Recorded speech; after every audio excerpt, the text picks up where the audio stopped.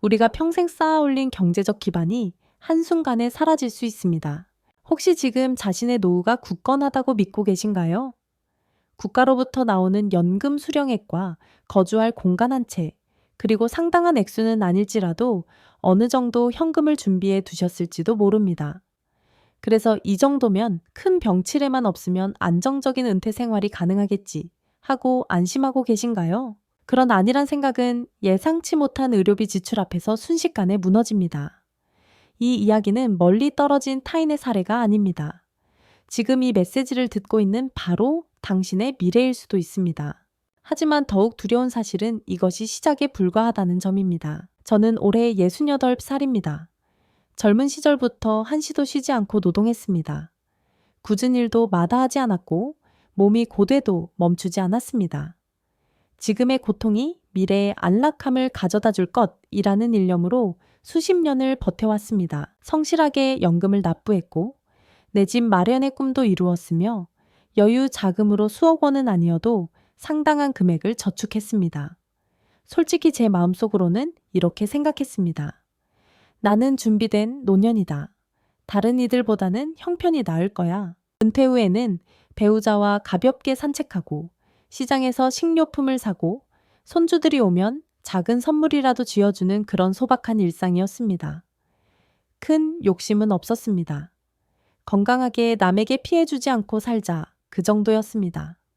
보험도 몇 가지 가입해 두었고 부부 합산 연금으로 매달 생활비를 충당하며 빠듯해도 이 정도면 괜찮아 하고 살았습니다.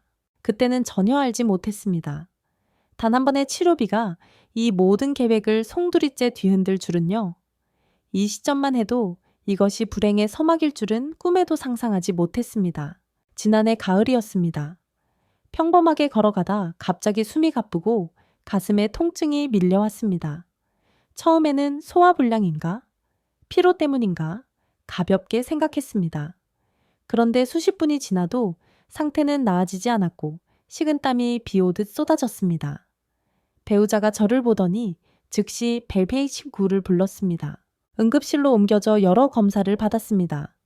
의사가 모니터를 응시하며 조용히 입을 열더군요.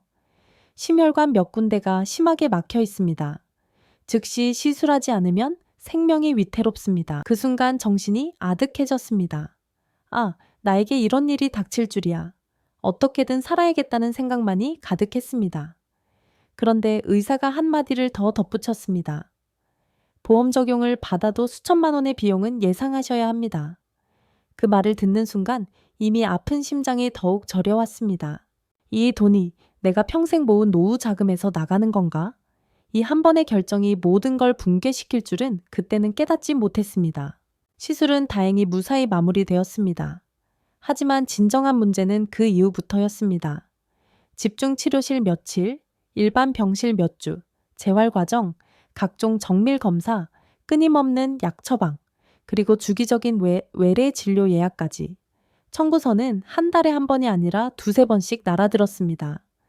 처음 몇 달 동안만 해도 병원비가 수천만 원에 달했습니다. 보험금으로도 절반에도 미치지 못했습니다. 은행 계좌에서 돈이 1,000만 원 단위로 인출될 때마다 다시 가슴이 답답해지는 기분이었습니다. 배우자가 계산기를 두드리다 울먹이며 말했습니다. 여보, 이러다 우리 보금자리를 팔아야 하는 거 아니야? 그 말을 듣는 순간 저는 아무 말도 할 수 없었습니다.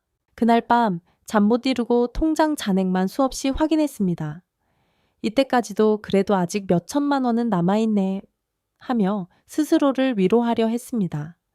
그러나 더 무서운 현실은 이제부터였습니다. 시술 후 반년이 흘렀습니다. 의사가 조심스럽게 말했습니다. 혈관 상태가 다시 악화되었습니다. 추가적인 조치가 필요합니다. 또다시 병원비 청구, 또다시 검사, 또다시 입원. 그 사이에 약값만 한 달에 수십만 원이 나갔습니다. 혈액 검사, 영상 진단, 심장 초음파, 외래모의 진료비까지. 한 달 의료비가 100만 원을 훌쩍 넘기기 시작했습니다. 연금 수령액의 상당 부분이 병원비로 사라졌습니다. 생활비는 고스란히 저축해둔 돈에서 충당했습니다. 바로 제 노후 자산이었습니다. 그리고 그 돈은 눈 녹듯 빠르게 줄어들었습니다. 이 영상 여기까지 보셨다면 끝까지 시청하셔야 합니다. 진정으로 섬뜩한 사실은 아직 드러나지 않았습니다. 1년이라는 시간이 지났습니다. 총 의료비는 수억 원을 넘어섰습니다. 약값, 검사비, 이동비, 돌봄 비용까지 모두 합치면 제가 평생 모아둔 자산의 대부분을 이미 사용했습니다. 하지만 병만은 끝나지 않았습니다. 의사가 말했습니다. 이제 평생 관리해야 합니다. 약 복용을 중단하면 언제든 재발할 수 있습니다. 그 말을 듣는 순간 눈앞이 캄캄해졌습니다. 아, 나는 죽을 때까지 이 병원비에 허덕이며 살다 가겠구나. 그날 밤 배우자 몰래 눈물을 흘렸습니다. 내가 가족의 짐이 되었구나. 그 생각이 가장 괴로웠습니다.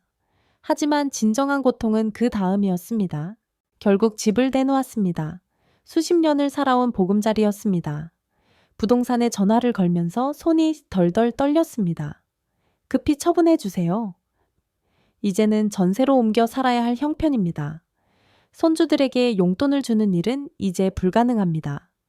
외식은 꿈도 꿀 수 없습니다. 병원에 갈 때마다 이번 달에는 또 얼마나 나올까 하는 걱정부터 앞섭니다. 병 자체보다 의료비가 더 무섭습니다. 그리고 주변을 둘러보니 저 혼자만의 이야기가 아니었습니다. 동네 친구는 한 번에 큰 질병으로 집을 팔았습니다. 교회 장로님은 중증 질환으로 전세금을 모두 소진했습니다. 아파트 이웃은 만성질환, 진단 후 가입했던 보험을 모두 해지해야 했습니다. 공통점이 하나 있었습니다. 몸이 아프게 되는 순간 노년의 평화는 끝났다. 이것이 지금 대한민국의 많은 어르신이 직면한 현실입니다. 그런데 더욱 두려운 것은 이러한 구조가 앞으로 더 심화될 것이라는 사실입니다. 그때서야 저는 깨달았습니다.